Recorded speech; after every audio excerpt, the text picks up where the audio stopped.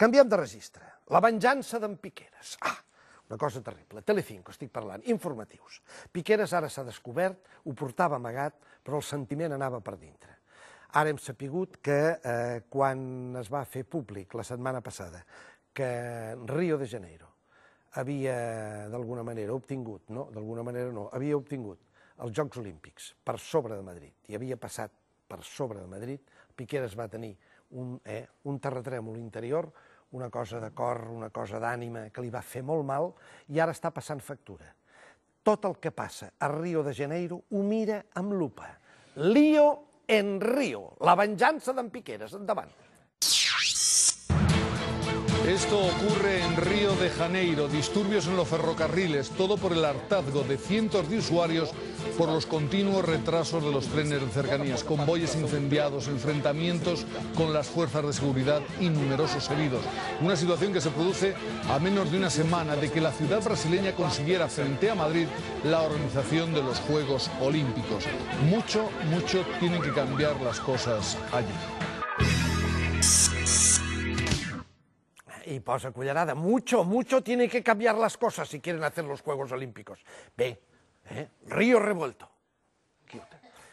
A veure, estan emprenyats, es van emprenyar l'altre dia allà a Rio perquè els metros arribaven tard i van fer una manifestació i sí, van cremar dos o tres vagons. Bueno, una ciutat de, no sé si té 18 o 20 o 22 milions d'habitants, doncs podeu comprendre que allà que cremen dos vagons, això passa cada dia. Però ara el Piqueras és la venjança. Ah, sí, los Juegos a Río, pues se van a enterar. Ahora les vamos, els segueix cada informatiu, Lío en Río, Río revuelto. Atenció, és el Piqueras, és així.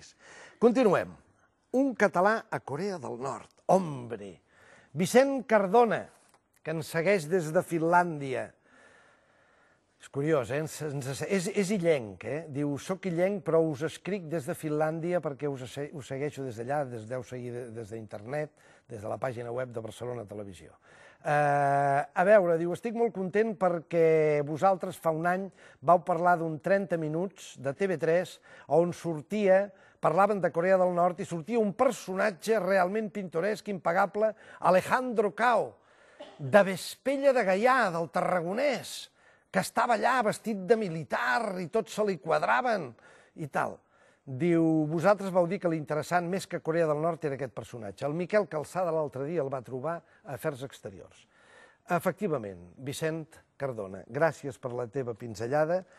Ho vam veure. Aquest és un personatge que nosaltres vam dir fa exactament un any, és a dir, el 12 d'octubre del 2008, un any i un dia, TV3 va fer un reportatge, al 30 minuts, sobre Corea del Nord.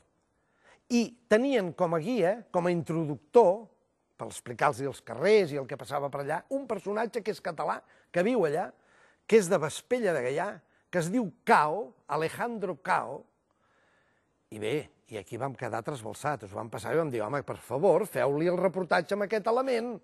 El Mikimoto ho ha entès, se n'ha anat a Corea del Nord i s'ha trobat aquest pollastre. Mireu-lo, endavant. No és gaire habitual que quan arribes a un país t'esperi un membre del govern a peu de pista. Però el que ja no s'explica de cap de les maneres és que es digui Alejandro i sigui de Vespella de Gaià. Tu estaries disposat a donar la vida per aquest país si ara entressin per aquí els americans? Sense dubte. I a primera línia de guerra. Els estudiants poden accedir a internet? No, no a internet. Existeix una intranet dintre del país i tenim un número de connexions limitades a internet.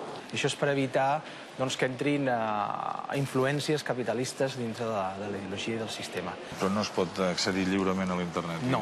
Això és un comitè dintre el partit que decideix què és el que es pot introduir a la xarxa i què és el que no es pot introduir a la xarxa. Seria això? Sí. Aquí treballem per un bé comú, no és una fórmula individualista. I n'hi ha una idea general que tots seguim. Del que ha de ser i del que no ha de ser.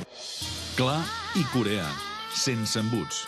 Durant tots aquests dies que hem estat aquí, quin és el motiu pel qual sempre tenim dues persones de guies amb nosaltres? El motiu principal és el tema de seguretat i de prevenció. A Corea del Nord encara està en guerra amb els Estats Units, llavors n'hi ha una desconfiança bastant gran cap a les persones estrangeres. Jo faig cara d'espia? No, en absolut. Aquí el teniu, l'Alejandro Cao. Mireu com va guarnit. va de general de brigada com a mínim. Allà a Corea del Nord això deu ser general de brigada. Ja l'havien vist en el 30 minuts, que quan circulen, i per aquí també ho hem vist, no amb aquest tall que us hem posat, però durant el programa del Mikimoto l'hem vist circular, perquè tots els militars se li quadren, firmes davant d'ell, una cosa absolutament insòlita. I explica amb una naturalitat extraordinària que no, que allà no es pot veure internet, que allò el líder és el padre, és el pare, el líder del partit, el líder del país, és el pare, els ciutadans són els seus fills, i ha de cuidar, com si tots fossin, això, petitons o retrasadets mentals, i hi ha un tio que els diu això ho heu de veure, això no pot circular sol, li ha dit el Mikimoto, escolta, però com és que sempre ens acompanyen dos tios aquí i ens fa... No, dius, per seguretat. Bueno, per seguretat no, és que no pots anar... Bé, aquí l'estrany, de totes maneres, aquest personatge és per fer-li una visita psiquiàtrica a l'Alejandro Cao, però aquí l'estrany, el més estrany, és que al final el Mikimoto, el Miquel Calçada, millor dit, fa una ofrena al president de Corea del Nord i li entrega a un dels seus representants, no directament al president perquè no té accés, a un dels seus representants li entrega un bolígraf, sí, és allò que diuen un nifonifà, però amb un bolígraf amb l'escut de TV3 incrustat. I això anirà a la vitrina dels regals. Clar, quina vergonya, Mònica Terribas, estimada, que vagin les càmeres i es trobin allà el dictador de Corea del Nord que TV3 li ha fet una ofrena. Home, aquestes coses s'han de cuidar. Feu-li un regal, però que no hi hagi l'escut de Catalunya, ni molt menys l'escut de TV3, que canta una mica. Bé, però ha estat bé el Mikimoto trobant aquí l'Alejandro Cao. Continuem. Correus electrònics.